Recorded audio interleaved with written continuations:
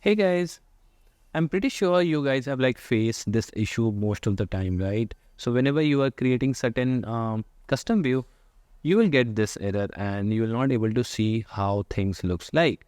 Um, at the same time, to give you overview like what is this? This is nothing but my custom progress view which I have created using IB designable and IB inspectable.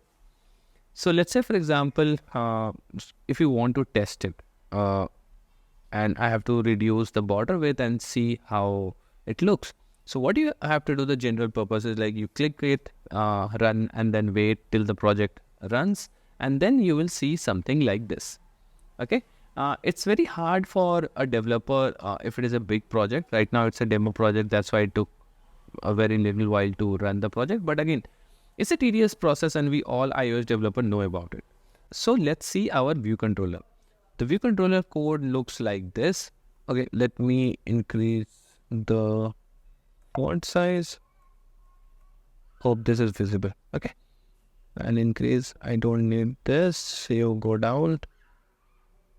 Hope this is visible. Okay, so what we can do is we can use preview macro. Preview. See, the moment I click preview, you can see this preview something like this here. And then what we have to do is we have to instantiate this view controller to here. Okay, so let's customize this. And don't worry about the code. I have added the full code in my GitHub profile and the link is in the description.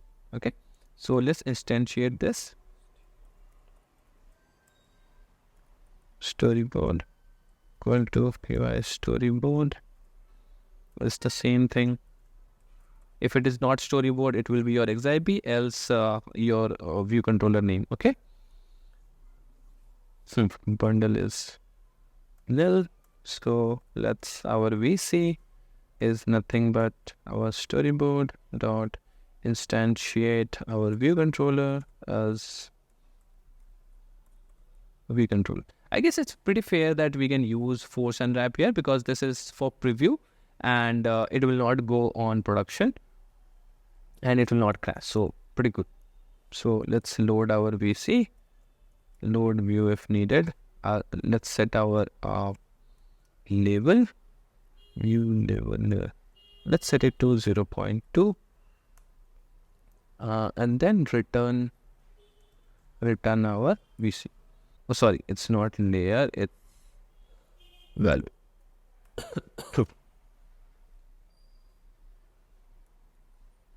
So once the code is completed here, what you will see is something like this.